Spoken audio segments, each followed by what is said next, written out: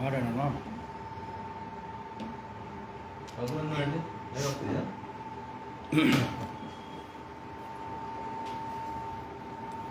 ಬಂಧುಗಳೇ ನಮಸ್ಕಾರ. KRS ಪಕ್ಷದ ಮುಖ್ಯ ಕಚೇರಿಯಲ್ಲಿ ನಿಮಗೆ ಈಗಾಗಲೇ ತಿಳಿಸಿರುವಂತೆ ಇವತ್ತು ಮಹಾತ್ಮ ಗಾಂಧೀಜಿಯವರ ಜಯಂತಿ ಹಾಗೂ ಲಾಲ್ ಬಹದ್ದೂರ್ ಶಾಸ್ತ್ರಿ ಅವರ ಜಯಂತಿಯ ದಿನದಂದು ಉಪವಾಸ ಸತ್ಯಾಗ್ರಹ ಮಾಡುವುದರ ಮೂಲಕ ನಮ್ಮ ದೇಶದ ಒಂದು ಸಂಸ್ಕೃತಿಯನ್ನು ನಾವು ಮುಂದುವರಿಸ್ತಾ ಇದ್ದೇವೆ. ಪೊಲೀಸರ ದೌರ್ಜನ್ಯ, ದಬ್ಬಾಳಿಕೆ, ಭ್ರಷ್ಟಾಚಾರ ಇದರೆಲ್ಲದರ ವಿರುದ್ಧ KRS ಪಕ್ಷ ನಿರಂತರವಾಗಿ ಹೋರಾಟ ಮಾಡ್ಕೊಂಡು ಬಂದಿರೋದು ನಿಮಗೆಲ್ಲ ಗೊತ್ತಿದೆ. ಎದೆ ಕೊಟ್ಟು ಅವರ ದೌರ್ಜನ್ಯದ ವಿರುದ್ಧ ಎದೆ ಕೊಟ್ಟು ನಿಂತಿರೋದು ನಿಮಗೆಲ್ಲ ಗೊತ್ತಿದೆ. ನಾವು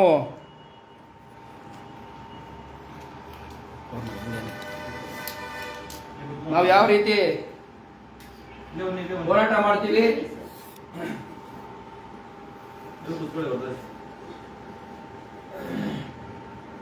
ಉಗ್ರವಾದ ಹೋರಾಟನೂ ಮಾಡ್ತೀವಿ, ಶಾಂತಿಯುತವಾದ ಹೋರಾಟನೂ ಮಾಡ್ತೀವಿ. ಅದರ ಮುಂದುವರೆದ ಭಾಗನೂ ನಮಗೆ ಮಾಡೋದಕ್ಕೆ ಬರುತ್ತೆ. ಆದರೆ ಗಾಂಧೀಜಿಯವರನ್ನ ನಮ್ಮ ದೇಶದಲ್ಲಿ ಒಂದೊಂದು ಪಕ್ಷಗಳು ಅವ್ರನ್ನ ಒಂದು ರೀತಿ ಒಂದು ಪಕ್ಷದವರು ಅವ್ರನ್ನ ಹೀಯಾಳಿಸ್ತಾರೆ, ಅವಮಾನಿಸ್ತಾರೆ. ಇನ್ನೊಂದು ಪಕ್ಷದವರು ಅವ್ರನ್ನ ಗೌರವಿಸೋ ತರ ನಾಟಕ ಆಡ್ತಾರೆ. ಆದ್ರೆ ಹೊರದೇಶಗಳಿಗೆ ಹೋಗಿ ನೋಡಿದ್ರೆ ಗಾಂಧಿಯವರಿಗೆ ಇರುವಂತಹ ಗೌರವ ನಾವು ಹೊರದೇಶಕ್ಕೆ ಹೋಗಿ ನೋಡ್ಬೇಕು, ನಮ್ಮ ದೇಶದಲ್ಲ. ಕಳೆದ ಒಂದು 25-30 ವರ್ಷಗಳಿಂದ ಯಾವ ರೀತಿ ರಾಜಕಾರಣ ಹೋಗ್ತಾ ಇದೆ ಅಂದ್ರೆ, ನಮ್ಮ ಪೂರ್ವಜರು ಸ್ವಾತಂತ್ರ್ಯ ನಂತರ ಅಥವಾ ಸ್ವಾತಂತ್ರ್ಯಕ್ಕಿಂತ ಮುಂಚಿನ ಸ್ವಾತಂತ್ರ್ಯ ಹೋರಾಟಗಾರರು ಮಾಡಿರುವಂತಹ ತ್ಯಾಗ, ಬಲಿದಾನ ಯಾವುದಕ್ಕೂ ಬೆಲೆನೇ ಇಲ್ಲ ಆಗ್ಬಿಟ್ಟಿದೆ. ಒಬ್ಬೊಬ್ರು ಒಂದೊಂದು ರೀತಿ ಅವ್ರಿಗೆ ಮನಸ್ಸಿಗೆ ಬಂದಂಗೆ ಮನಸ್ಸೋ ಇಚ್ಛೆ ಒಬ್ಬೊಬ್ಬರ ಬಗ್ಗೆ ಬರೀತಾರೆ. ಯುವಕರಿಗೆ, ಈಗಿನ ಕಾಲದ ಯುವಕರಿಗೆ ಪಾಪ ಯಾರ ಮಾತನ್ನ ಕೇಳಬೇಕು, ಯಾರ ಮಾತನ್ನ ಕೇಳಬಾರ್ದು ಅರ್ಥನೇ ಆಗ್ತಾ ಇಲ್ಲ. ಅವರು ಲೈಬ್ರರಿಗಳಿಗೆ ಹೋಗ್ಬಿಟ್ಟು ಬುಕ್ಗಳನ್ನು ತಗೊಂಡು ಓದಿ ತಿಳ್ಕೊಳ್ಳೋದನ್ನ ಬಿಟ್ಬಿಟ್ಟು ಇವರೆಲ್ಲ ಈ ಕಾಂಜಿ ಪಿಂಜಿ ರಾಜಕಾರಣಿಗಳು ಮಾತಾಡೋದನ್ನ ವಾಟ್ಸ್ಆಪ್ಗಳಲ್ಲಿ ಇನ್ನೊಂದರಲ್ಲಿ ಕೇಳಿಕೊಂಡು ಅಭಿಪ್ರಾಯ ಮೂಡಿಸ್ಕೊಳ್ತಾ ಇದ್ದಾರೆ. ಇಂಥ ಒಂದು ಪರಿಸ್ಥಿತಿಲಿ ಮಹಾತ್ಮ ಗಾಂಧಿ ಅವರಂತವರದು, ಲಾಲ್ ಬಹದ್ದೂರ್ ಶಾಸ್ತ್ರಿ ಅಂತವರದು ತತ್ವ ಆದರ್ಶಗಳನ್ನ ನಿಜವಾಗ್ಲೂ ಪಾಲಿಸುವಂತಹ ಒಂದು ವಾತಾವರಣ ನಿರ್ಮಾಣ ಆಗ್ಬೇಕು. ಈಗ KRS ಪಕ್ಷ ಮಾಡೋದಕ್ಕೆ ಹೊರಟಿರೋದು ಅದನ್ನೇ. ನಾವು ಏನು ಉಪವಾಸ ಸತ್ಯಾಗ್ರಹ ಚಳವಳಿ ಈ ತರದೆಲ್ಲ ಮಾತುಗೆ ಇವಾಗಿನ ಯುವಕರಿಗೆ ಕೇಳಿದಾಗ ಒಂದು ರೀತಿ ಏನಿದು, ಇವರು ಏನ್ ಮಾಡ್ತಿದ್ದಾರೆ, ಇದಕ್ಕೆ ಅರ್ಥ ಇದೆಯಾ, ಇದರಿಂದ ಏನಾದ್ರೂ ಬದಲಾವಣೆ ಆಗುತ್ತಾ ಅನ್ನೋದು ಪ್ರಶ್ನೆಗಳು ಯುವಕರಿಗೆ ಮೂಡ್ತಾ ಇದೆ. ಯಾಕಂದ್ರೆ ಅಂತ ಪ್ರಶ್ನೆಗಳು ಮೂಡ್ತಾ ಇದೆ, ಅವರಿಗೆ ಇದರ ಅನುಭವನೇ ಇಲ್ಲ. ಅವರು ಎಂತೆಂಥವ್ರನ್ನ ರೋಲ್ ಮಾಡೆಲ್ ಮಾಡ್ಕೊಂಡಿದ್ದಾರೆ ಅಂದ್ರೆ ಪಾಪ ಅವರಿಗೆ ಅರ್ಥ ಆಗ್ತಾ ಇಲ್ಲ. ಆ ರೋಲ್ ಮಾಡೆಲ್ಗಳು ರೋಲ್ ಕಾಲ್ ಮಾಡೆಲ್ಗಳು ಅಂತ.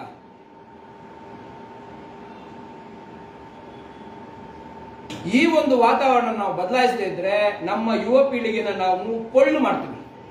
ಪೊಳ್ಳು ಮಾಡಿಬಿಟ್ಟು ಅದರ ಮುಂದಿನ ಯುವ ಪೀಳಿಗೆ ಇನ್ನೂ ಪೊಳ್ಳಾಗ್ತಾ ಹೋಗುತ್ತೆ.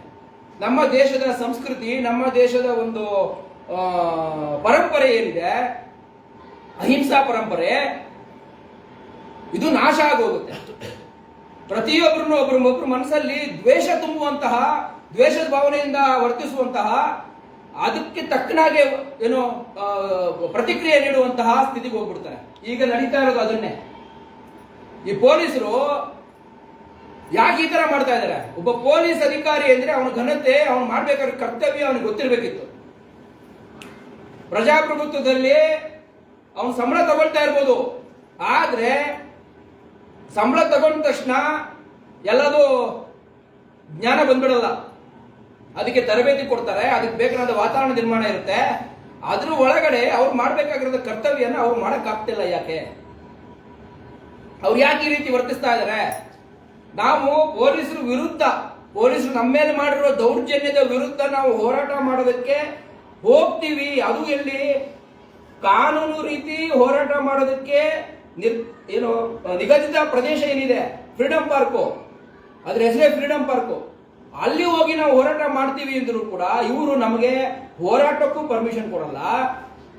ಆಮೇಲೆ ನಾವು ಹೋರಾಟ ಮಾಡ್ತೀವಿ ಅಂತ ಹೋದಂತವ್ರನ್ನ ಯಾವ್ಯಾವ್ದೋ ಸೆಕ್ಷನ್ ಕಾನೂನಲ್ಲಿ, ಬ್ರಿಟಿಷರು ಕೂಡ ಇದನ್ನ ಯೋಚನೆ ಮಾಡಿರಲ್ಲ, ಅಂತ ಒಂದು ಕ್ರಿಮಿನಲ್ ಮೈಂಡ್ ಯೂಸ್ ಮಾಡಿಕೊಂಡು ಅಂತ ಸೆಕ್ಷನ್ ಗಳನ್ನ ಯಾವ್ದೋ ರೈಟಿಂಗ್ ಅಂತೆ ರೈಟಿಂಗ್ ಮಾಡಿಕೊಂಡಿದೀವ ನಾವು ಹೊರಟ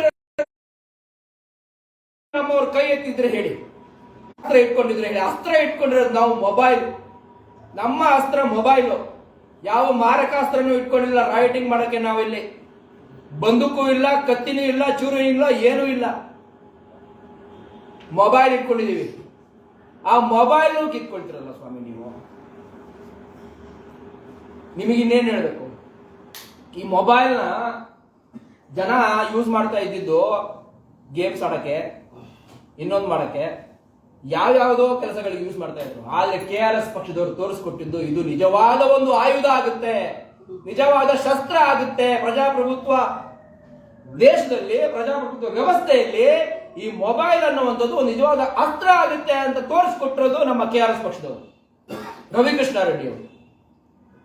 ಇದನ್ನೆಲ್ಲ ನೋಡ್ಬಿಟ್ಟು ಎಲ್ಲಾ ಕಡೆನೂ ಜನ ಇದನ್ನ ಯೂಸ್ ಮಾಡಕ್ಕೆ ಶುರು ಮಾಡಿಬಿಡ್ತಾರೆ. ಇದು ಇವರಿಗೆ ನೋಡೋದಕ್ಕೆ ಆಗ್ತಾ ಇಲ್ಲ. ಮೊಬೈಲ್ ಇಟ್ಕೊಂಡು ನಮ್ಮನ್ನು ಆಟ ಆಡಿಸ್ತಾರಲ್ಲ ಇವರು, ಇದು ಇವರಿಗೆ ಬಂದಿರುವಂಥದ್ದು. ಇದನ್ನ ಅವರಿಗೆ ತಡೆಯೋದಕ್ಕೆ ಆಗ್ತಾ ಇಲ್ಲ. ಇವ್ರು ಹೇಗಾದ್ರೂ ಮಾಡಿ ಇವ್ರನ್ನ ಬಗ್ಗು ಬಡಿಬೇಕಲ್ಲ. ಅವರು ಮೊನ್ನೆ ನಮ್ಗೆ ಅರೆಸ್ಟ್ ಮಾಡ್ಕೊಂಡು ಹೋದ್ಮೇಲೆ ಅಲ್ಲಿನ ACP ಅವರು ನಮ್ಗೆ ಹೇಳ್ತಾ ಇದ್ದಿದ್ದು ಒಂದು ವಿಚಾರ, ನೀವು ಮನೆಯವರ ತನಕ ಯಾಕೆ ಹೋಗ್ತೀರಾ ಅಂತ. ನೀವು ಭ್ರಷ್ಟರಿಗೆ ಸನ್ಮಾನ ಮಾಡ್ತೀರಲ್ವಾ, ಅವ್ರಿಗೆ ಸನ್ಮಾನ ಮಾಡಿ ನೀವು. ಆದ್ರೆ ಅವ್ರ ಮನೆಯವರಿಗೆಲ್ಲ ಗೊತ್ತಾಗ್ಬಿಡುತ್ತಲ್ಲ ವಿಚಾರ, ಅದು ತಪ್ಪಲ್ವಾ ಅಂತ ಕೇಳ್ತಾರೆ ನಮ್ಮನ್ನ. ಅವ್ರು ಯಾವ ಲೆವೆಲ್ಗೆ ಹೋಗ್ಬಿಟ್ಟಿದ್ದಾರೆ, ಅವ್ರ ಮನಸ್ಥಿತಿ ಯಾವ ಲೆವೆಲ್ಗೆ ಹೋಗಿದೆ. ಅವ್ರು ತಪ್ಪು ಮಾಡ್ಬೋದು, ತಪ್ಪು ಮಾಡಿರೋದು ಮನೆಯವರಿಗೆ ತಿಳಿಸ್ಬಾರ್ದು. ಏನಾಗ್ಬೇಕಿತ್ತು ನಾವೇನ್ ಬಯಸ್ತಾ ಇದ್ದೀವಿ ಆಗ್ತಾ ಇದೆ. ಅದನ್ನೇ ನಾವು ಯಾವ ಉದ್ದೇಶದಿಂದ ಅದನ್ನು ಮಾಡಿದ್ವೋ ಆ ಉದ್ದೇಶ ನೆರವೇರ್ತಾ ಇದೆ. ಅದನ್ನ ಹೇಳೋದ್ಯಾರೋ ದೊಡ್ಡ ಚಿಂಗಮ್ಮ ಅಂತ ದೊಡ್ಡ ದೊಡ್ಡ ಸಿಂಗಮ್ಗಳೆಲ್ಲ ಬಂದು ನಿರ್ನಾಮ ಆಗೋದ್ರು, ಮಣ್ಣು ಪಾಲಾಗೋದ್ರು. ಸಿಂಗಮ್ಗಳು ಯಾರು ಸಿಂಗಮ್ಗಳು ಇಲ್ಲ, ಟೆಂಪರರಿ. ನಿಮ್ದು ಆರ್ಭಟ ಏನೇ ಇದ್ರು ಟೆಂಪರರಿ. ಈ ಟೆಂಪರರಿ ಆರ್ಭಟ ನಿಮ್ ಒಳಗಡೆ ಇಟ್ಕೊಳ್ಳಿ. KRS ಪಕ್ಷದವರು ಅದಕ್ಕೆ ಬಗ್ಗಲ್ಲ. ನಾವು ಬದಲಾವಣೆ ಮಾಡಕ್ ಹೊರಟಿದೀವಿ, ಬದಲಾವಣೆ ಮಾಡೇ ಮಾಡ್ತೀವಿ. ನಿಮ್ಮನ್ನು ಬದಲಾಯಿಸ್ತೀವ, ಇಡೀ ವ್ಯವಸ್ಥೆನ ಬದಲಾಯಿಸ್ತೀವಿ, ಒಟ್ಟು ಬದಲಾಯಿಸ್ತೀವಿ. ಇದನ್ನ ತಿಳ್ಕೊಳ್ಳಿ. ಇದನ್ನ ನೀವು ಇನ್ನೂ ಅರ್ಥ ಮಾಡ್ಕೊಂಡಿಲ್ಲ ಅಂದ್ರೆ ನೀವು ಸರ್ವನಾಶ ಆಗೋದು ಗ್ಯಾರಂಟಿ. ಅರ್ಥ ಮಾಡ್ಕೊಂಡ್ರೆ ಸರ್ವನಾಶ ಆಗಲ್ಲ. ನೀವು ಮೆಲ್ಲಗೆ ನಮ್ಮ ವ್ಯವಸ್ಥೆಗೆ ಹೊಂದ್ಕೊಳ್ಳೋದಕ್ಕೆ ನೀವು ರೆಡಿ ಆಗ್ತೀರ. ಇಲ್ಲ, ನಿಮ್ಗೆ ಒಂದೇ ಸಲ ನಿಮ್ಗೆ ಹೊಂದ್ಕೊಳ್ಳೋದು ಭಾರಿ ಕಷ್ಟ ಆಗುತ್ತೆ, ನಾಶ ಆಗೋಗ್ತೀರಾ. ಮಾಡೋದಕ್ಕೆ ಹೋಗ್ಬೇಡಿ. ಆಮೇಲೆ ಇನ್ನೊಂದು ವಿಚಾರ, ನೀವು ನಮ್ಮ ಅಸ್ತ್ರನ ಕಿತ್ಕೊಂಡ್ರಿ, ಓಕೆ ಕಿತ್ಕೊಳ್ಳಿ. ಆದ್ರೆ ಅದರಿಂದ ಇಲ್ಲೆಲ್ಲ ಕೂತಿರುವಂತವ್ರು ನಾವೆಲ್ಲರೂ ಒಂದ್ ರೀತಿ ಪಾಂಡವರ ಸೈನ್ಯ ತರ ಇದೆ. ಪಾಂಡವರ ಸೈನ್ಯ ಹೆಂಗಿತ್ತು ಅಂದ್ರೆ, ಕೆಟ್ಟವರು ದುರಾಲೋಚನೆ ಇರೋರೆಲ್ಲ ಒಂದ್ ಸೈಡ್ ಆಗ್ಬಿಟ್ರು, ಒಳ್ಳೆಯವರು ಸದಾಲೋಚನೆ ಇರೋರೆಲ್ಲ ಒಂದ್ ಸೈಡ್ ಆಗ್ಬಿಟ್ರು. ಸದಾಲೋಚನೆ ಮಾಡ್ಕೊಂಡು ಹೋರಾಟ ಮಾಡ್ಕೊಂಡು ನ್ಯಾಯ ಸ್ಥಾಪಿಸ್ಬೇಕು, ಧರ್ಮ ಸ್ಥಾಪಿಸ್ಬೇಕು ಅಂತ ಹೊರಟಂತವ್ರದ್ದು ಶಕ್ತಿ ಎಷ್ಟಿರುತ್ತೆ ಅಂದ್ರೆ, ನೀವು ಇವತ್ತು ಮಾಡಿದ್ರಲ್ಲ ಮಹಾನವಮಿ ಮತ್ತೆ ವಿಜಯದಶಮಿ ಎಂದು ಅವರ ಫೋನ್ಗಳೆಲ್ಲ ಕಿತ್ಕೊಂಡು ಅಷ್ಟೋ ಜನರದು ಹಬ್ಬನೇ ಆಚರಿಸದೆ ಇರೋಂಗೆ ಮಾಡ್ಬಿಟ್ಟು ಎಷ್ಟೋ ಜನರಿಗೆ ಎಷ್ಟು ಕಾಲ್ಗಳು ಬರ್ತಿದ್ದಾವೆ ಪಾಪ. EMIs ಆಗ್ಲಿ, ಇನ್ನು ಹಲವಾರು ತರದ್ದು ಯಾವ್ಯಾವ ಪಾಪ. ಮೊನ್ನೆ ಅವರು ಸತೀಶ್ ಅವರು ಸಿಂಗಾಪುರದ ಬಿಸ್ನೆಸ್, ಅವ್ರದ್ದು ಎಕ್ಸ್ಪೋರ್ಟ್ ಬಿಸ್ನೆಸ್, ಒಂದು ದಿನ ಅವ್ರದ್ದು ಆರ್ಡರ್ ಕಟ್ ಆದ್ರೂ ಕೂಡ ಹೆಸರು ಹೇಳಾಗೋಗುತ್ತೆ ಅವ್ರದ್ದು, ಮತ್ತೆ ಬಿಸ್ನೆಸ್ ಬರಲ್ಲ ಅವ್ರಿಗೆ. ಆ ಫೋನಲ್ಲಿ ಇರುವಂತದ್ದೆಲ್ಲ ಈ ರೀತಿ ಎಷ್ಟು ಜನರಿಗೆ ಆಗಿದೆಯೋ ಸಮಸ್ಯೆ. ಜನರಿಗೆ, ಮಾಮೂಲಿ ಜನರಿಗಲ್ಲ, ಈ ತರ ನ್ಯಾಯ ಧರ್ಮ ಸ್ಥಾಪನೆಗೋಸ್ಕರ ಹೋರಾಟ ಮಾಡ್ತಿರುವಂತಹ ಒಂದು ಪ್ರಾಮಾಣಿಕ ಸೈನ್ಯಕ್ಕೆ, ಪ್ರಾಮಾಣಿಕರಿಗೆ ಇದಾಗಿರುವಂತದ್ದು.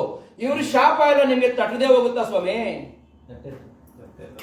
ನಿಮ್ಗೆ ಗೊತ್ತಾಗುತ್ತೆ ಮುಂದಕ್ಕೆ ಹೋಗ್ತಾ ಹೋಗ್ತಾ ಇದ್ದಂಗೆ. ಇದು ನಾನು ಯಾಕೆ ಹೇಳ್ತಾ ಇದ್ದೀನಿ ಅಂದ್ರೆ, ಇವಾಗ ಆಲ್ರೆಡಿ ಮಾಡಿರೋ ಪೊಲೀಸರಿಗೆ ತಟ್ಟುತ್ತೆ. ಮುಂದಿನ ದಿನಗಳಲ್ಲಿ ಪೊಲೀಸರು ಎಚ್ಚರದಂದಿರಿ. ಶ್ರೀಕೃಷ್ಣನ ವಿರುದ್ಧ, ಪಾಂಡವರ ವಿರುದ್ಧ ಹೋದವರಿಗೆ ಏನಾಗಿದೆ ಅಂತ ನೀವು ಯೋಚನೆ ಮಾಡ್ಕೊಳ್ಳಿ. ನಿರ್ನಾಮ ಆಗ್ಬಿಟ್ರು. ಇದು ಅದೇನೆ, ನೀವು ಅನ್ಯಾಯ ಇಟ್ಕೊಂಡು ನಮ್ಮ ವಿರುದ್ಧ ಬಂದ್ರೆ ನಿಮಗೆ ಆಗ್ಬಾರ್ದೇ ಆಗುತ್ತೆ. ಇದೇನು ನಾವು ನಿಮಗೆ ತೋರಿಸ್ಕೊಳಕ್ಕಾಗಲ್ಲ, ನೀವು ಅನುಭವಿಸ್ಕೊಂಡು ತಿಳ್ಕೊಳ್ತೀರಾ. ತೋರ್ಸಕ್ಕಾಗಲ್ಲ, ಇದು ಟಿವಿಲಿ ವಿಡಿಯೋದಲ್ಲಿ ಅನುಭವಿಸ್ಕೊಂಡು ನೀವು ತಿಳ್ಕೊತೀರಾ. ಎಷ್ಟೋ ಜನರಿಗೆ ಆಗಿದೆ. ನಮ್ಮ ರಾಜ್ಯಾಧ್ಯಕ್ಷರು, ಗೌರವಾಧ್ಯಕ್ಷರು ಹೇಳ್ತಾ ಇರ್ತಾರೆ, ಯಾರ್ಯಾರು ತಹಶೀಲ್ದಾರ್ಗಳು ನಮ್ಮ ವಿರುದ್ಧ ಮಾಡಿದಂಥವ್ರು ಎಂತೆಂತ ಸ್ಥಿತಿ ಅನುಭವಿಸಿದ್ರು ಅಂತ ನಮ್ಮ ಲಿಸ್ಟ್ ನಮ್ಮ ಗೌರವಾಧ್ಯಕ್ಷರ ಮೆಮೊರಿಲ್ ಇದೆ. ಅದು ಅವ್ರು ಹೇಳ್ತಾರೆ. ಹಾ, ಸೊ ಇದು ಸೈನ್ಯ ದೊಡ್ಡದಾಗುತ್ತೆ. ಒಂದು ರೀತಿ ಪ್ರವಾಹ ಬಂದಂಗೆ, ಸುನಾಮಿ ಬಂದಂಗೆ ಇದು ಮುಂದಿನ ದಿನಗಳಲ್ಲಿ ನಿಮ್ಮನ್ನೆಲ್ಲ ನೆಲಸಮ ಮಾಡಿ ಹೋಗುತ್ತೆ. ಇದನ್ನ ತಿಳ್ಕೊಳ್ಳಿ. ಆಮೇಲೆ ಇವತ್ತು ನಾವು ಗಾಂಧಿ ಜಯಂತಿ ಅಂದು ಇದನ್ನ ಮುಖ್ಯವಾಗಿ ಮಾಡ್ತಾ ಇರುವಂಥದ್ದು. ಗಾಂಧೀಜಿಯವರು ಒಂದು ಮಾತು ಹೇಳಿದ್ರು, ನನ್ನ ಜೀವನವೇ ನನ್ನ ಸಂದೇಶ. ನಾನೇನು ಹೊಸ ಸಂದೇಶ ಕೊಡೋ ಅಗತ್ಯ ಇಲ್ಲ. ಬಾಯಿ ಮಾತಲ್ಲಿ ನಾನು ಹೆಂಗ್ ನಡ್ಕೋತಾ ಇದ್ದೀನಿ ಜೀವನದಲ್ಲಿ, ಅದೇ ಒಂದು ಸಂದೇಶ. ಜನ ಅದನ್ನ ನೋಡಿನೇ ಕಲಿಬೇಕು, ತಿಳ್ಕೋಬೇಕು ಅನ್ನುವಂಥದ್ದು. ನಾವು ಅದೇ ದಾರಿಲೇ ಹೊರಟಿದ್ದೀವಿ. ಇವತ್ತು ಉಪವಾಸ ಸತ್ಯಾಗ್ರಹ ಯಾಕೆ ಮಾಡ್ತಾ ಇದ್ದೀವಿ ಅಂದ್ರೆ ಅದೇ ಕಾರಣಕ್ಕೆ. ನಾವು ಏನು ಹೇಳ್ತಾ ಇದ್ದೀವೋ ಅದನ್ನು ಮಾಡೋ ತಾಕತ್ತು ನಮಗಿದೆ. ಅದನ್ನ ಮುಂದಿನ ದಿನಗಳಲ್ಲಿ ನಾವು ಈಗಲೂ ಮಾಡ್ತಾ ಇದ್ದೀವಿ. ಮುಂದಿನ ದಿನಗಳಲ್ಲಿ ಅದನ್ನೇ ಮುಂದುವರಿಸ್ಬಿಟ್ಟು ಮಾಡ್ತಾ ಹೋಗ್ತಾ ಇರ್ತೀವಿ. ನಮ್ಮ KRS ಪಕ್ಷದವರು ಯಾಕೆ ಅಹಿಂಸಾ ರೀತಿಯಲ್ಲಿ, ಆಮೇಲೆ ಶಾಂತ ರೀತಿಯಲ್ಲಿ, ಕಾನೂನು ರೀತಿಯಲ್ಲಿ ಯಾಕೆ ನಡ್ಕೋತಾರೆ ಅಂದ್ರೆ, ನಾವು ನಡ್ಕೊಳ್ಳೋದೇ ನಮ್ಮ ಇಡೀ ರಾಜ್ಯಕ್ಕೆ, ದೇಶಕ್ಕೆ ಸಂದೇಶ. ಈ ರೀತಿ ನಡ್ಕೊಳ್ಳೋದ್ರಿಂದನೇ ಬದಲಾವಣೆ ತರ್ಬೋದು, ತರ್ತಾ ಇದ್ದಾರೆ ಇವರು ಅನ್ನೋದೇ ಒಂದು ಸಂದೇಶ. ನಾವು ಬಾಯಲ್ಲಿ ಎಷ್ಟೇ ಹೇಳಿದ್ರು ನಡ್ಕೊಳ್ಳೋ ರೀತಿಲಿ ಹಲವಾರು ಪರಿಣಾಮಗಳಾಗ್ತವೆ. ನಡ್ಕೊಳ್ಳೋ ರೀತಿನ ನೋಡ್ಕೊಂಡು ಕಲಿತಾರೆ ಜನ. ಮಕ್ಕಳು ಹೆಂಗ್ ಕಲಿತಾರೆ ಅಂದ್ರೆ, ಮಕ್ಕಳಿಗೆ ನೀವು ಹೇಳ್ಕೊಡೋಕೆ ಬೇಕಾಗಿಲ್ಲ, ಅವರು ನೋಡಿನೇ ಎಲ್ಲ ಕಲ್ತ್ಬಿಟ್ಟಿರ್ತಾರೆ. ನಿಮ್ಗೆ ಆಶ್ಚರ್ಯ ಆಗಿತ್ತು, ಇವನು ಇಲ್ಲೇ ಇದನ್ನ ಎಲ್ಲಿ ಕಲ್ತ ಅಂತ. ಅದೇ ರೀತಿ ನಮ್ಮ ಯುವ ಪೀಳಿಗೆ ಇದೆಯಲ್ಲ, ನಮ್ಮನ್ನು ನೋಡಿನೇ ಕಲಿಯುತ್ತೆ. ಅವ್ರಿಗೆ ಗೊತ್ತಿರಲ್ಲ ಎಲ್ಲಿಂದ ಕಲಿತೆ ಅಂತ. ನಾನು ಈಗ ವಿಡಿಯೋಗಳು, ಮೊಬೈಲು ನಾವು ಮಾಡಕ್ ಶುರು ಮಾಡಿದ್ಮೇಲೆ ಇಡೀ ರಾಜ್ಯದಲ್ಲಿ ಜನ ಮಾಡ್ತಾ ಇದ್ದಾರೆ. ಯಾಕೆ ಭ್ರಷ್ಟಾಚಾರ ಅಷ್ಟೊಂದು ಹೊರಗಡೆ ಬರ್ತಾ ಇದೆ? ಕೇವಲ KRS ಪಾರ್ಟಿಯವ್ರು ಮಾಡ್ತಾ ಇರೋದ್ರಿಂದಲ್ಲ. KRS ಪಾರ್ಟಿಯವ್ರು ಮಾಡ್ತಿರೋದು ಮುಖ್ಯ, ತುಂಬಾ ದೊಡ್ಡ ಅಂಶ ಇದೆ. ಆದ್ರೆ ಇನ್ನೂ ಹಲವಾರು ಜನ ಅದನ್ನ ಬಳಸ್ಕೊಂಡಿದ್ದಾರೆ, ಆ ಶಕ್ತಿನ. ಸೊ ಆದ್ರಿಂದ ಇದು ಒಂದು ರೀತಿ ಚಳವಳಿ ರೀತಿಯಲ್ಲಿ ಮುಂದಿನ ದಿನಗಳಲ್ಲಿ ಹಾಗೆ ಆಗುತ್ತೆ. ನೀವುಗಳು ಈಗಲೇ ಸುಧಾರಣೆ ಮಾಡ್ಕೊಂಡ್ರೆ ಒಳ್ಳೇದು, ಇಲ್ಲ ಅಂದ್ರೆ ನಿಮ್ಗೆ ಹುಡುಗಾಲ ಇಲ್ಲ ಅಂತ ನಾನು ಈ ಮೂಲಕ ಹೇಳ್ತಾ ಒಂದೆರಡು ಮಾತನ್ನು ಮುಗಿಸ್ತೀನಿ. ನಮ್ಮ ರಾಜ್ಯ ಸಂಘಟನಾ ಕಾರ್ಯದರ್ಶಿಗಳು ರಘುನಂದನ್ ಅವರು ಒಂದೆರಡು ಮಾತು ಹೇಳಬೇಕು ಅಂತ ಕೇಳ್ತೀನಿ. ಕರ್ನಾಟಕ ರಾಷ್ಟ್ರ ಸಮಿತಿ ಪಕ್ಷಕ್ಕೆ, ಪಕ್ಷಕ್ಕೆ, ರವಿಕೃಷ್ಣ ರೆಡ್ಡಿ ಅವರಿಗೆ, ರಾಷ್ಟ್ರಪಿತ ಮಹಾತ್ಮ ಗಾಂಧಿ ಅವರಿಗೆ, ಲಾಲ್ ಬಹದ್ದೂರ್ ಶಾಸ್ತ್ರಿ ಅವರಿಗೆ. ನಮಸ್ಕಾರ.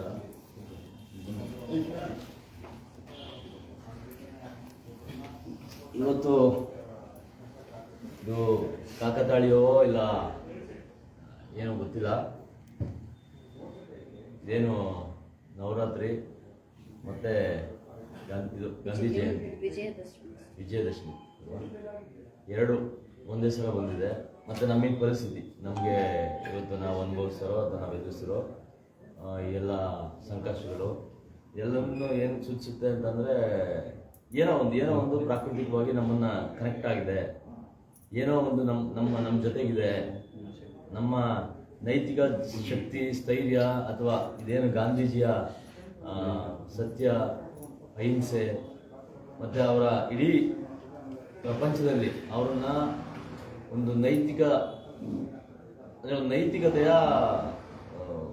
ಮಾದರಿಯಾಗಿ ಅವರು ನೋಡ್ತಾರೆ ಇಡೀ ಪ್ರಪಂಚದಾದ್ಯಂತ. ಗಾಂಧೀಜಿಯವ್ರನ್ನ ಅವ್ರಲ್ಲಿದ್ದಂಥ ನೈತಿಕ ಏನು ಹೇಳ್ತೀವಿ, ಒಂದು ಪ್ರಜ್ಞೆ ಏನಿತ್ತು. ನಾನು ಅವರಿಗೆ ನಮ್ಮ ಪ್ರಧಾನ ಕಾರ್ಯದರ್ಶಿಗಳು ಹೇಳಿದಂಗೆ, ನನ್ನ ಜೀವನವೇ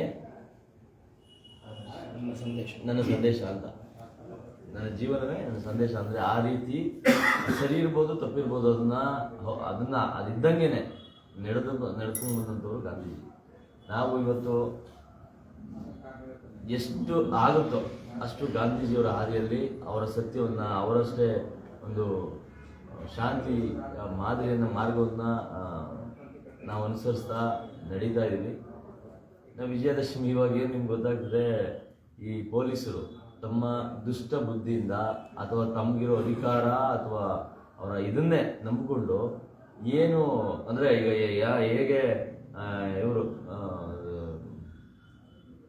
ಯಾರು ಪಾಂಡವರ ವಿರೋಧಿಗಳು ಕೌರವರು ಹೇಗೆ ಹಿಂದೆ ಅವರ ಮದ ಅಂದ್ರೆ ಅವನಿಗೆ ನಾನೇ ರಾಜ, ನನ್ನ ಮುಂದೆ ನಾವು ತುಂಬಾ ಎಷ್ಟೋ ಅಕ್ಷೋಹಿಣಿ ಸೈನ್ಯ ಇದೆ, ನನ್ನ ಹತ್ರ ಅದಿದೆ, ನನ್ನ ಹತ್ರ ಇದಿದೆ ಅನ್ನೋ ಒಂದು ಅಹಂಕಾರದಿಂದ ಅವನು ಏನೆಲ್ಲ ಮಾಡಬಾರ್ದನ್ನ ಮಾಡ್ದ. ಮತ್ತೆ ಅದರಿಂದ ಅದು ಏನಾಯ್ತು ಅನ್ನೋದು ಪಾಠ ವಿಜಯದಶಮಿಯಿಂದ ನಾವು ಕಲ್ತ್ಕೊಳ್ಳೋಣ, ಹೌದಲ್ವಾ?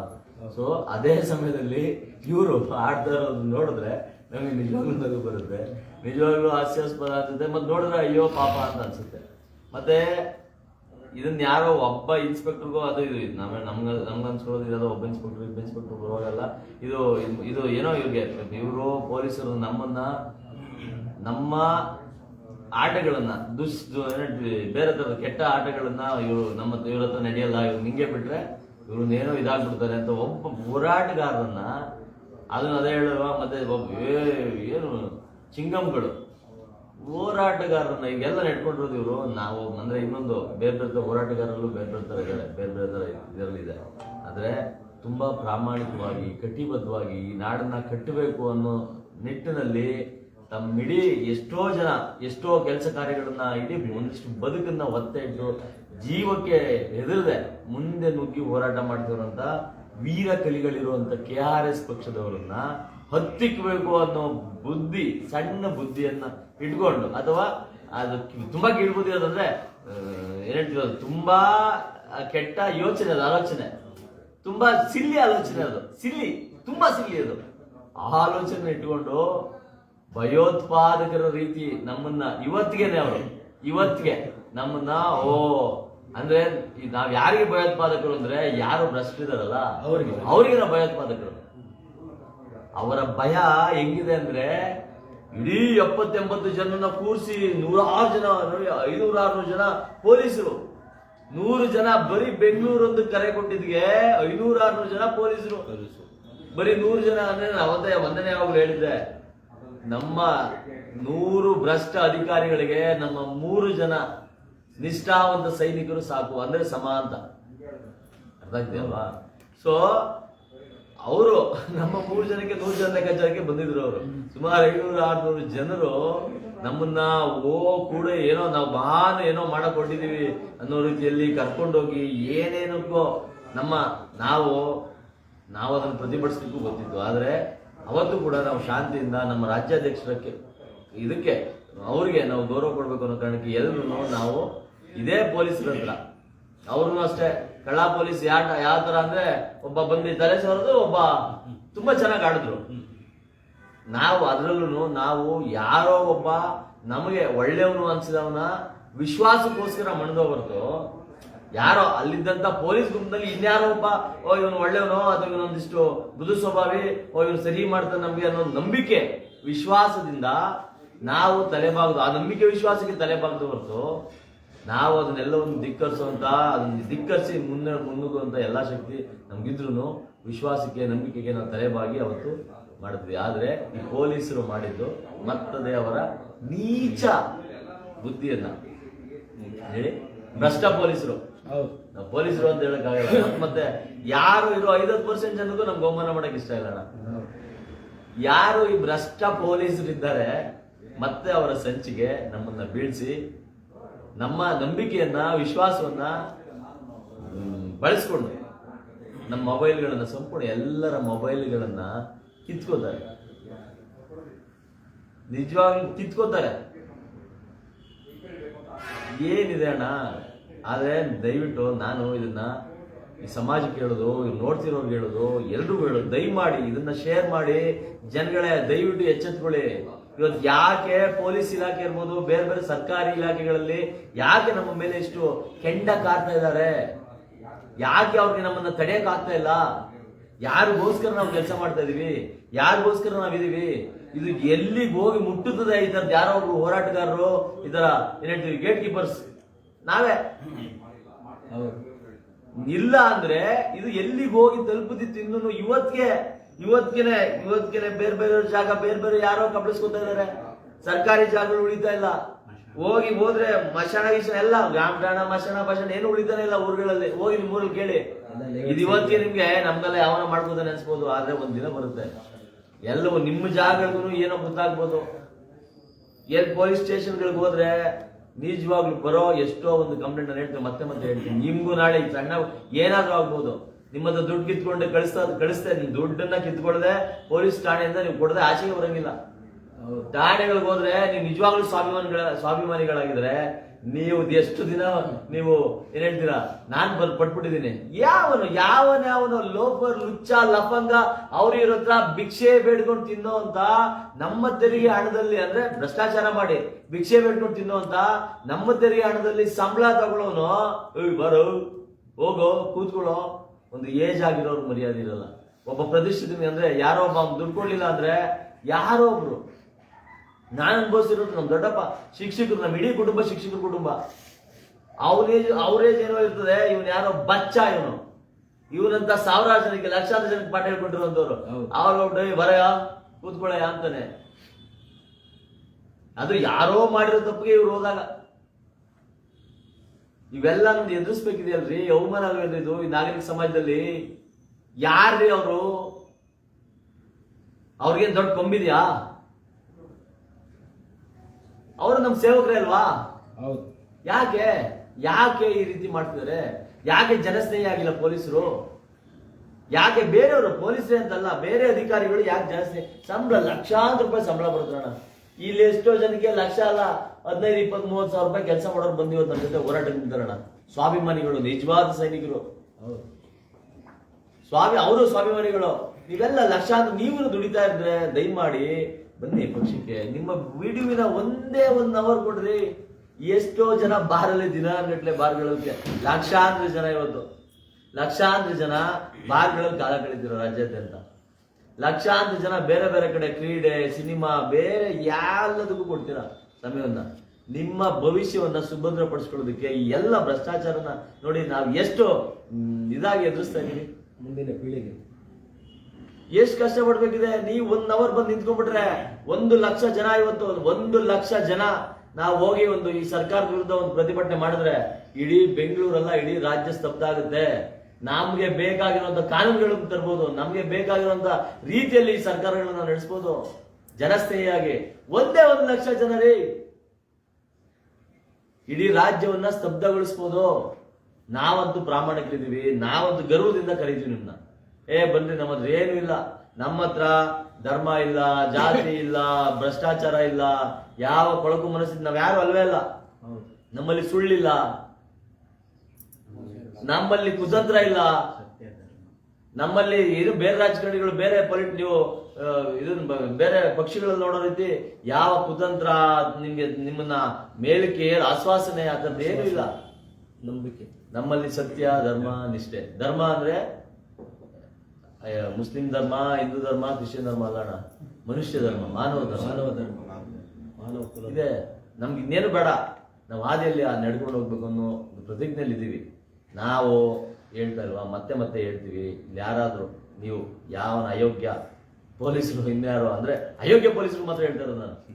ಭ್ರಷ್ಟ ಪೊಲೀಸರಿಗೆ ಅಥವಾ ಭ್ರಷ್ಟ ಅಧಿಕಾರಿಗಳಿಗೆ ಹೇಳ್ತಾ ಇರೋದು, ನೀವು ನಮ್ಮನ್ನ ನಿಮ್ಮ ಅಧಿಕಾರದ ಇದರಿಂದಾನೋ ಇನ್ನೊಂದ್ರಿಂದ ಮತ್ತೊಂದ್ರಿಂದ ನಮ್ಗೇನೋ ಮಾಡ್ತೀವಿ ಅಂತಂದ್ರೆ ನಿಜವಾಗ್ಲು ನಿಮ್ಮಂತ ಮೂರ್ಖರು, ಮೂರ್ಖರು ಇರಕ್ ಸಾಧ್ಯವೇ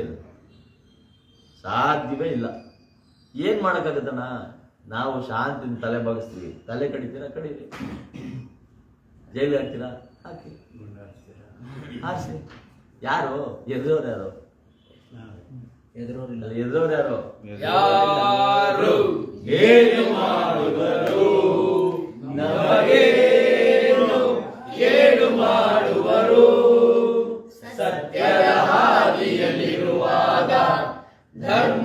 ರಕ್ಷಿಸುತ್ತಿರುವಾಗ ನಾಡಿಗೆ ನಾಡೆ ಎಂದಿರುವಾಗ ಯಾರು ಏನು ಮಾಡುವರು ನಮಗೇನು ಕೇಡು ಮಾಡುವರು ಅಂತ ರಾಜ್ಕುಮಾರ್ ಅವರು ತುಂಬಾ ಒಳ್ಳೆ ಸಾಂಗು ಅದರಲ್ಲಿ ಅಭಿನಯಿಸಿದ್ದಾರೆ.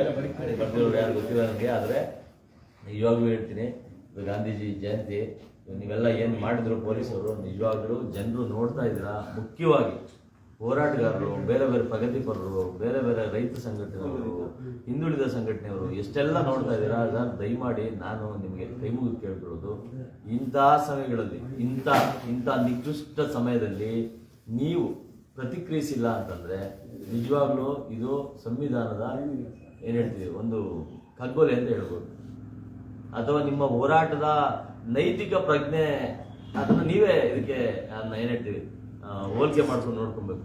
ನಾವು ನಿಜವಾಗ್ಲೂ ಇಲ್ವಾ, ಇದೇನು ನಾವು ನಿಜವಾಗ್ಲೂ ಸರಿ ಮಾಡ್ತಾ ಇದೀವ? ಎಲ್ಲಿಗೆ ಹೋಗ್ತದೆ ಸ್ವಾಮಿ? ಒಬ್ಬ ಪೊಲೀಸು ನಮ್ಮ ಚೆನ್ನೈ ಅವರಿಗೆ ಕೇಳ್ತಾನಂತೆ, ಯಾವ ನೀನೇನಪ್ಪ, ನೀನೇನಾಗಿದ್ಯೋ ಅಂತ. ಅವ್ರು SC ST ಕಾರ್ಯದರ್ಶಿ ಅಂತ ಅಂದ ತಕ್ಷಣ ನಿಮ್ಗೆ ಯಾಕ್ರೋ ಜಾತಿ ಹಂಗಂತಾರೆ. ಅಂದ್ರೆ ಏನಂತ ನಾವು ಬಂದೆ, ನಾವು ಹೋಗಿರೋದು ಯಾರಿಗೋಸ್ಕರ? ನಾಡು ನುಡಿ ಎಲ್ಲ ಈ ದೇಶಕ್ಕೋಸ್ಕರ. ಇವಾಗ ಇದಾಗಿರೋದನ್ನು ರೈತರಿಗೋಸ್ಕರ.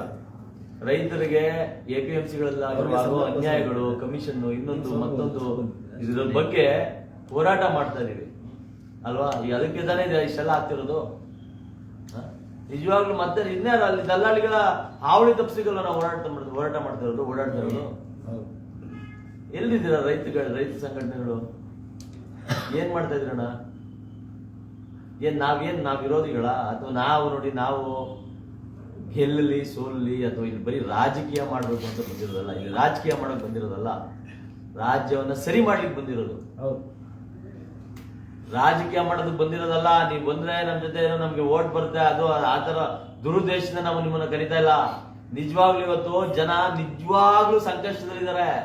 ಯಾವ ಸಂವಿಧಾನ, ಯಾವ ಕಾನೂನು ಎಲ್ಲವನ್ನು ಧಿಕ್ಕರಿಸಿ ಭ್ರಷ್ಟರು ಇವತ್ತು ಜನರನ್ನ ಮುಗ್ತಾ ಇದ್ದಾರೆ. ಲೂಟಿ ಧ್ವನಿ ಜನರು ನಿರ್ವೀರ್ಯರಾಗ್ತಾ ಇದ್ದಾರೆ. ಜನರು ಯಾವ್ದೊಂದು ಪ್ರಶ್ನೆ ಮಾಡೋದಕ್ಕೆ ಎದುರುಕೊತಾ ಇದ್ದಾರೆ. ಏನಾಗುತ್ತೋ ಅನ್ನೋ ಭಯದಲ್ಲಿದ್ದಾರೆ. ಬನ್ನಿ, ಚೈತನ್ಯ ತುಂಬೋಣ, ಅವ್ರಿಗೆ ಸ್ಫೂರ್ತಿ ತುಂಬೋಣ, ನಮ್ ಜೊತೆ ಕರ್ಕೊಳ್ಳೋಣ, ಅವ್ರನ್ನ ಹೋರಾಟದ ಕಿಡಿ ಹಚ್ಚೋಣ. ಇವತ್ತು ನಾನು ಹೇಳ್ತಾ ಇಲ್ವಾ, ಗಾಂಧೀಜಿ ಹಾದಿಯಲ್ಲೇ ನಾವು ನಡೀತೀವಿ. ಅವತ್ತು ಬ್ರಿಟಿಷರು, ಇವತ್ತು ನಮ್ಮದೇ ಪೊಲೀಸರು, ನಮ್ಗೆ ಭಯ ಇಲ್ಲ. ಬ್ರಿಟಿಷನ್ನೇ ಓಡಿಸ್ಬಿಟ್ಟಿದೀವಿ ಅಲ್ವಾ? ಬ್ರಿಟಿಷನ್ನೇ ಓಡಿಸ್ಬಿಟ್ಟಿದೀವಿ. ಗಾಂಧಿಯ ಅಹಿಂಸಾ ಇದರಿಂದ, ಗಾಂಧಿಯ ಅಹಿಂಸಾ, ಇನ್ನೆಷ್ಟೋ ಜನರ ಕ್ರಾಂತಿಕಾರಿಗಳ ಹಿಂಸೆ, ಎಲ್ಲರ ಪ್ರತಿಫಲ ಓಡಿಸಿದೀವಿ. ಆಗುತ್ತೆ, ಎಲ್ಲ ಆಗುತ್ತೆ. ಆದ್ರೆ ಯುವಕರು ನಿರ್ವೀರ್ಯರಾಗದೆ ನಿರ್ಭಯದಿಂದ ಬನ್ನಿ ನಮ್ ಜೊತೆ. ನೀವು ಬಂದ್ ಮುಂದೆ ನುಗ್ಬೇಕು, ಮುಂದೆ ಇರ್ಬೇಕು, ಹೋರಾಡ್ಬೇಕು. ನಮ್ಮ ಮೇಲೆ ಕೇಸ್ ಆಗುತ್ತೆ, ಏನಿಲ್ಲ, ನಾವು ಮುಂದೆ ಎದೆ ಕೊಡ್ತೀವಿ. ನಮ್ ಹಿಂದೆ ಬನ್ನಿ, ನಮ್ ಹಿಂದೆ ಇರಿ.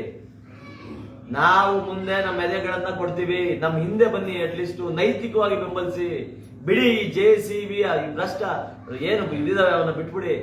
ಅವು ನಿಮ್ಮ ಉದ್ಧಾರಕ್ಕಲ್ಲ. ನೀವು ಈಗಲ್ಲ, ಸುಮಾರು 70-80 ವರ್ಷಗಳಿಂದ ನೋಡ್ತಾ ಇದ್ದೀರಾ. 70-80 ವರ್ಷಗಳಿಂದ ನೋಡ್ತಾನೆ ಇದ್ದೀರಲ್ಲ. ನಮ್ಮ ತಾತ, ಮುತ್ತಾತ, ಅಜ್ಜ, ನಮ್ಮಪ್ಪ ಎಲ್ಲರೂ ನೋಡಿದಿರಲ್ವಾ? ಯಾಕೆ ಜಾತಿ, ಹಣ, ಹೆಂಡ, ಗಂಡ ಎಲ್ಲವನ್ನು ಬಿಟ್ಟು ಬನ್ನಿ. ನಿಮ್ಮದೇ ಎಲ್ಲ ನಿಮ್ಮದೇ. ಇವತ್ತು ರಾಜಕಾರಣಿಗಳು ದಯವಿಟ್ಟು ಅರ್ಥ ಮಾಡ್ಕೊಳ್ಳೋಣ. ಕೋಟಿಗಳಿಗೆ ರಾಜಕಾರಣಿ ಒಬ್ಬ ರಸ್ತೆ ಸರಿ ಇಲ್ಲ ಅಂತ ಹೆಲಿಕಾಪ್ಟರ್ ತಗೊಳ್ತಾನೆ. ನಾವು ಏನ್ ತಗೊಳಕಾಗುತ್ತೆ? ಏನ್ ತಗೊಳ್ಳೋತರ ಇದೀವಿ ನಾವು? ದಯಮಾಡಿ ಬನ್ನಿ ಹೋರಾಟಗಾರರು, ಇದನ್ನ ಧ್ವನಿ ಎತ್ತಿ ಪ್ರಶ್ನೆ ಮಾಡಿ. ಯುವಕರು ಯಾರೆಲ್ಲ ಸಾಮಾನ್ಯ ಜನರಿದ್ದೀರಾ, ಯಾರೆಲ್ಲ ಪಕ್ಷದ ಪಕ್ಷದ ಬಗ್ಗೆ ಒಂದು ಒಳ್ಳೆ ಅಭಿಪ್ರಾಯ ಇಟ್ಕೊಂಡಿದ್ದೀರಾ, ಮುಂದೆ ಬನ್ನಿ, ಸದಸ್ಯತ್ವ ತಗೊಳ್ಳಿ, ನಮ್ ಜೊತೆ ಬನ್ನಿ, ಫೋನ್ ಮಾಡಿ ಬನ್ನಿ. ಎಷ್ಟು ಜನರು ಬರ್ತೀರಾ ಬನ್ನಿ. ನಾವು ಜಾಸ್ತಿ ಆದಷ್ಟು ನಮ್ಮ ಒಗ್ಗಟ್ಟು ಜಾಸ್ತಿ ಆಗ್ತಾ ಹೋಗುತ್ತೆ. ಈ ಎಲ್ಲ ಇದನ್ನ ಅಂದ್ರೆ ತಕ್ಷಣಕ್ಕೆ ನಿಲ್ಲಿಸಬಹುದು. ಅಟ್ಲೀಸ್ಟ್ ಈಗ ಆಗ್ತಾ ಇರೋದು ಎಷ್ಟೋ % ನಿಂತಿದೆಯಲ್ಲ. ಎಷ್ಟೋ ಜನ ಆಗಲ್ಲ, ಎಲ್ಲಾಗದ್ರಿ ನನ್ಗೇನೆ ಅವೆಲ್ಲ ಎಲ್ಲಾಗುತ್ತೆ ಮರ, ನಿನ್ ಕೆಲಸ ಇಲ್ಲ, ನೀನು ಹೋಗಿ ಮನೆಯಲ್ಲಿ ಕೆಲಸ ಮಾಡ್ಕೋ, ಹೆಂಡತಿ ಮಕ್ಳು ನೋಡ್ಕೋ ಅಂತ. ನಾವು ಹೆಂಡತಿ ಮಕ್ಳು ನೋಡ್ಕೋತಾ ಇದೀವಿ, ಹೆಂಡತಿ ಮಕ್ಳು ಮನೆ ಮುಟ್ಟ ಎಲ್ಲ ಬಿಟ್ಟು ಬಂದಿಲ್ಲ. ಆದ್ರೆ ಆಗದೆ ಇರೋದೇನು ಇಲ್ಲ, ಅಸಾಧ್ಯ ಅನ್ನೋದೇನು ಇಲ್ಲ. ಇಲ್ಲಿ ನಾವೇ ನಮ್ದೇ ಇದೆಲ್ಲ. ದಯಮಾಡಿ ಕೈ ಮುಗಿದು ಕೇಳ್ಕೊಂತೀರಣ, ಬಂದ್ರಿ ಹೋರಾಟ ಮಾಡಿ.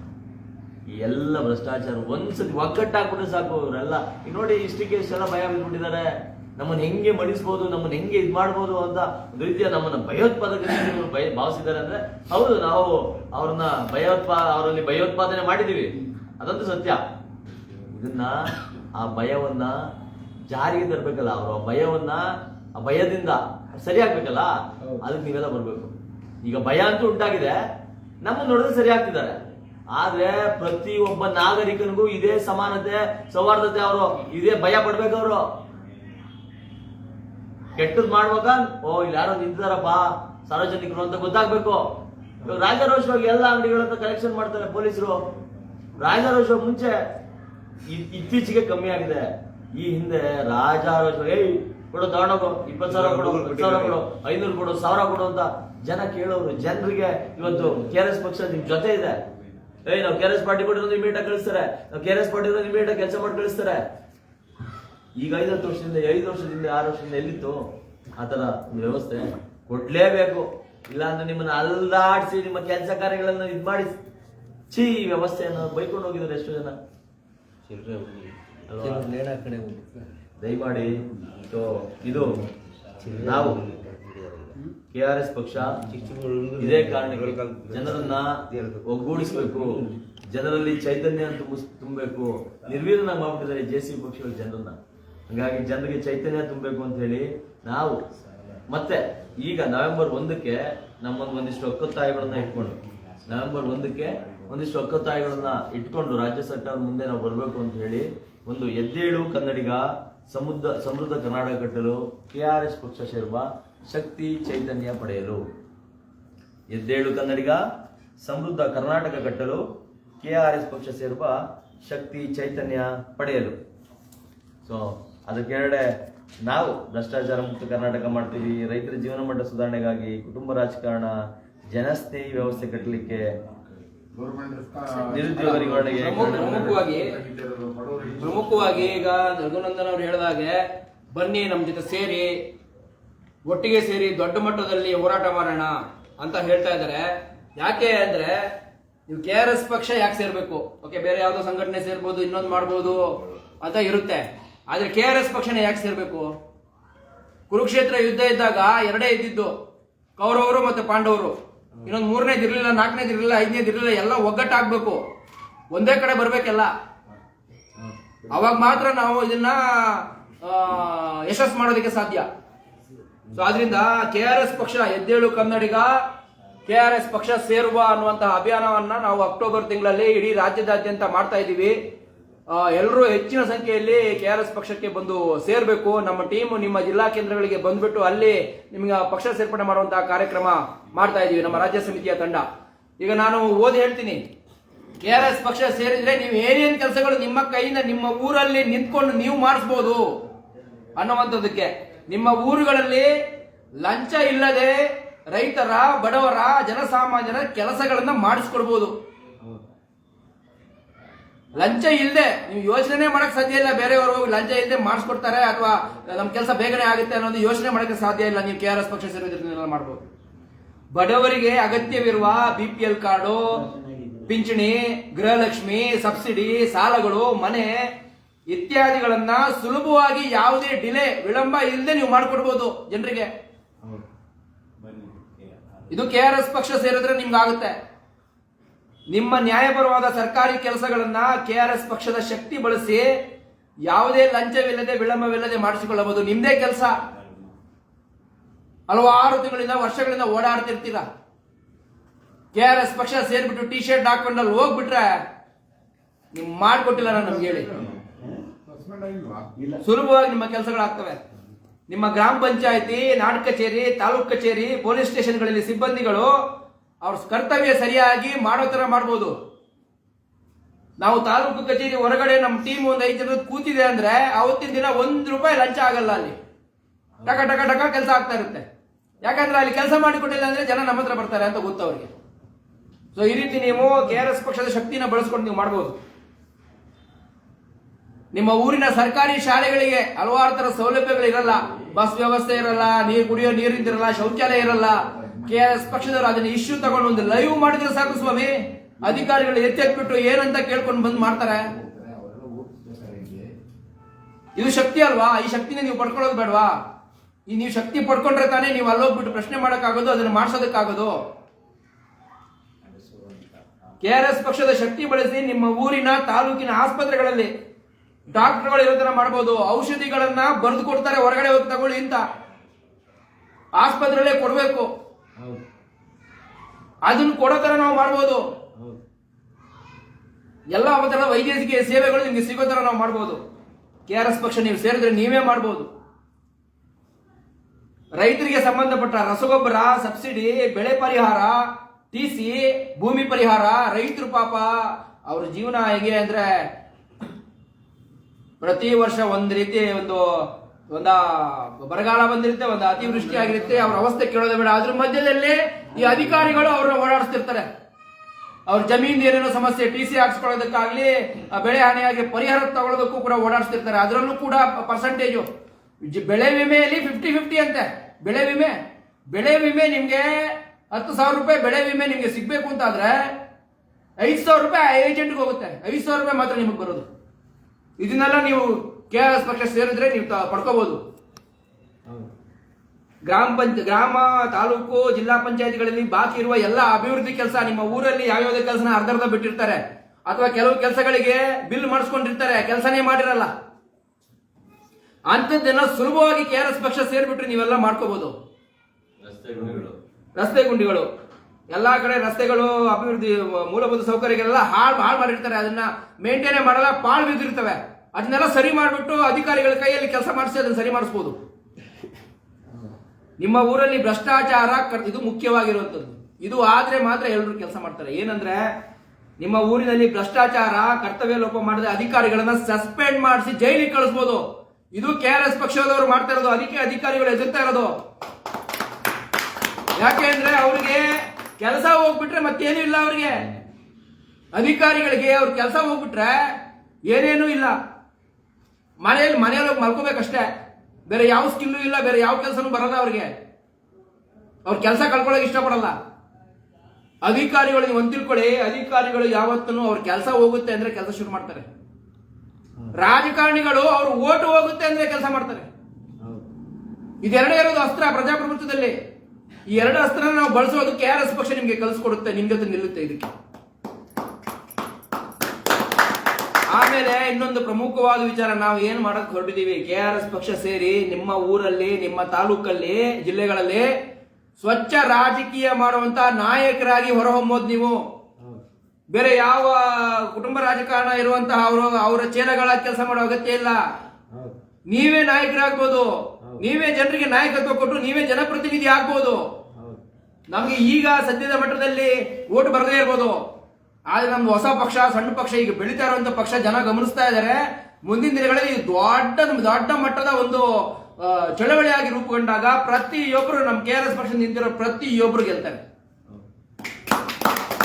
ಇದನ್ನ ನೀವು ಮಾಡ್ಬೇಕು ಅಂದ್ರೆ ಇವತ್ತಿಂದನೇ ಬರಬೇಕು KRS ಪಕ್ಷ ತೊಡಸ್ಕೊಳ್ಬೇಕು, ಅರ್ಥ ಮಾಡ್ಕೋಬೇಕು ನಾವು ಏನ್ ಮಾಡೋದಕ್ಕೆ ಹೊರಟಿದೀವಿ ಅಂತ. ಅದನ್ನ ನೀವು ಮಾಡ್ಬೇಕು. ಆಮೇಲೆ ಒಂದು ಒಳ್ಳೆ ಪಾಯಿಂಟ್ ಹಾಕಿದೀವಿ ಇಲ್ಲಿ, ಕೊನೆಯದು ಈ ಪಾಯಿಂಟ್. ಪ್ರತಿಯೊಬ್ರು ನಾವು ಸಿನಿಮಾ ನೋಡಕ್ ಹೋದಾಗ ಆ ಹೀರೋ 10 ಜನರನ್ನ ಹೊಡೆದು ಬಿಸಾಕ್ತಾ ಇರ್ತಾನೆ, ಅನ್ಯಾಯವನ್ನ ತೆಗೆದು ನ್ಯಾಯ ಕೊಡಿಸ್ತಾ ಇರ್ತಾನೆ, ಧರ್ಮ ಸಂಸ್ಥಾಪನೆ ಮಾಡ್ತಿರ್ತಾನೆ. ನೀವು ಸಿನಿಮಾದಲ್ಲಿ ನಿಮ್ಮನ್ನೇ ನೀವು ಅಲ್ಲಿ ನೋಡ್ತಾ ಇರ್ತೀರಾ. ಇದನ್ನ ನಿಜ ಜೀವನದಲ್ಲಿ ಮಾಡ್ಬೋದು ಸ್ವಾಮಿ. KRS ಪಕ್ಷ ಸೇರಿದ್ರೆ ನಿಜ ಜೀವನದ ಹೀರೋಗಳಾಗ್ಬೋದು. ಅಸಹಾಯಕರಿಗೆ, ಬಡವರಿಗೆ ಅನ್ಯಾಯ ಕೊಡೋದು, ಅವ್ರಿಗೆ ನ್ಯಾಯ ಕೊಡಿಸ್ಬಿಟ್ಟು ಸಹಾಯ ಮಾಡಿಬಿಟ್ಟು ನೀವು ನಿಜ ಜೀವನದ ಹೀರೋಗಳಾಗ್ಬೋದು. ಹೀರೋಗಳು ದಯವಿಟ್ಟು ಇದನ್ನೆಲ್ಲ ಗಮನಿಸಿ. ಎದ್ದೇಳು ಕನ್ನಡಿಗ, KRS ಪಕ್ಷ ಸೇರುವ ನಮ್ಮ ಒಂದು ಹೋರಾಟ ಅಭಿಯಾನ ಏನಿದೆ ಅಕ್ಟೋಬರ್ ತಿಂಗಳಲ್ಲಿ ನಿಮ್ಮ ಜಿಲ್ಲಾ ಕೇಂದ್ರಗಳಿಗೆ ಬರುತ್ತೆ. ಅಲ್ಲಿ ನೀವು ಹೆಚ್ಚು ಹೆಚ್ಚು ಬಂದ್ಬಿಟ್ಟು KRS ಪಕ್ಷನ ಸಪೋರ್ಟ್ ಮಾಡಿ ಪಕ್ಷ ಸೇರ್ಬಿಟ್ಟು KRS ಪಕ್ಷದ ಶಕ್ತಿಯನ್ನ ನೀವು ಪಡ್ಕೋಬೇಕು. ಅದು ಪಡ್ಕೊಂಡೇ ಆದ್ರೆ ನಮ್ಮ ಗಾಂಧಿ ಅವರ ಕನಸು, ಲಾಲ್ ಬಹದ್ದೂರ್ ಶಾಸ್ತ್ರಿ ಅವರ ಕನಸು, ನಮ್ಮ ಅಬ್ದುಲ್ ಕಲಾಂ ಅವರ ಕನಸು ಎಲ್ಲದೂ ನೆರವೇರುತ್ತೆ ಸ್ವಾಮಿ. ದಯವಿಟ್ಟು ನೀವೆಲ್ಲ ಬರಬೇಕು. ಈ ಒಂದು ಅವಕಾಶ ಇದನ್ನ ದಯವಿಟ್ಟು ಪಡ್ಕೋಬೇಕು. ಇದನ್ನ ಗಾಂಧಿ ಜಯಂತಿಯ ದಿನ ನಾವು ಈ ಸಂದೇಶ ನಿಮಗೆ ಕೊಡ್ತಾ ಇದ್ದೀವಿ. ಇದನ್ನ ಗಂಭೀರವಾಗಿ ಪರಿಗಣಿಸಿ ನಮ್ಮ ದೇಶವನ್ನು ನಾವೆಲ್ಲರೂ ಸೇರಿ ಉದ್ಧಾರ ಮಾಡೋಣ. ಈ ಭ್ರಷ್ಟ ರಾಜಕಾರಣಿಗಳಿಂದ ಇವ್ರನ್ನ ಈ ದೇಶವನ್ನು ಮುಕ್ತ ಮಾಡಿಬಿಟ್ಟು ನಾವೆಲ್ಲ ಅಭಿವೃದ್ಧಿ ಮಾಡೋಣ ಸ್ವಾಮಿ. ದಯವಿಟ್ಟು ಎಲ್ಲ ಬನ್ನಿ, ದಯವಿಟ್ಟು ಕೈ ಮುಗಿದು ಕೇಳ್ತೇನೆ. ಕರ್ನಾಟಕ ರಾಷ್ಟ್ರ ಸಮಿತಿ ಪಕ್ಷಕ್ಕೆ, KRS ಪಕ್ಷಕ್ಕೆ, ರವಿಕೃಷ್ಣ ರೆಡ್ಡಿ ಅವರಿಗೆ, KRS ಪಕ್ಷದ ವೀರ ಸೈನಿಕರಿಗೆ, KRS ಪಕ್ಷದ ಹೀರೋಗಳಿಗೆ.